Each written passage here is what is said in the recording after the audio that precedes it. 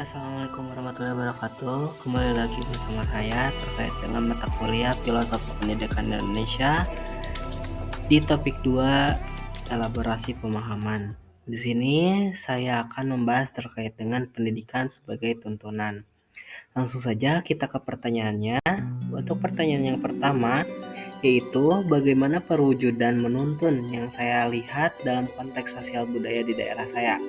Perubahan konkret apa yang dapat saya lakukan untuk mewujudnya?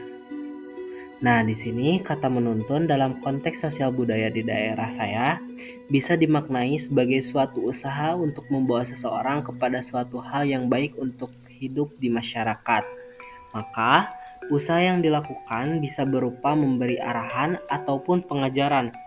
Maka, hal ini harus benar-benar dilakukan secara sungguh-sungguh hingga bisa membuahkan hasil sesuai dengan tujuan kita. Untuk mewujudkan atau langkah konkret, perubahan konkret yang saya lakukan yaitu untuk mewujudkan pendidikan anak yang relevan dengan konteks sosial budaya di daerah saya. Kita harus bisa berusaha mempengaruhi karakter pada masing-masing dari peserta didik. Dalam membentuk karakter peserta didik, kita harus menunjukkan keteladanan dan memberikan contoh yang baik kepada peserta didik. Misalnya, seorang guru yang mendidik muridnya harus menunjukkan contoh yang baik ketika berbicara, menyampaikan materi, bersosialisasi, bertoleransi, menghargai orang sekitar, memperkenalkan budaya yang ada pada daerah tersebut, dan lain sebagainya. Untuk pertanyaan yang nomor kedua, yaitu mengapa pendidikan perlu mempertimbangkan kodrat alam dan kodrat zaman.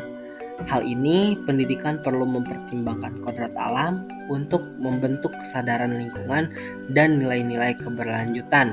Sementara untuk memahami kodrat zaman, memungkinkan pengembangan keterampilan yang sangat relevan dengan era teknologi dan perubahan global. Untuk pertanyaan yang nomor ketiga, yaitu apa relevansi pemikiran Ki Hajar Dewantara tentang pendidikan yang berhamba pada anak atau berpusat pada peserta didik dengan peran saya sebagai pendidik. Maka di sini pemikiran Ki Hajar Dewantara tentang pendidikan yang berpusat pada peserta didik yaitu menekankan pentingnya pendidik menjalankan peran pelayanan dan penghargaan kepada peserta didik sesuai dengan kebutuhan dan potensi mereka. Lalu pertanyaan yang terakhir yaitu bagaimana gambaran proses pembelajaran yang merefleksikan atau mencerminkan pemikiran Ki Hajar Dewantara. Di sini ada 3 gambar yang sudah saya terapkan menurut Ki Hajar Dewantara. Di sini saya memberikan suatu proses pembelajaran untuk mencerminkan pemikiran Ki Hajar Dewantara dengan fokus pada humanis, kemandirian peserta didik, penghargaan terhadap keunikan, dan pembentukan karakter melalui pendidikan yang inklusif dan responsif. Terima kasih atas perhatiannya. Saya tutup. Wabillahi taufiq wal hidayah. Wassalamualaikum warahmatullahi wabarakatuh.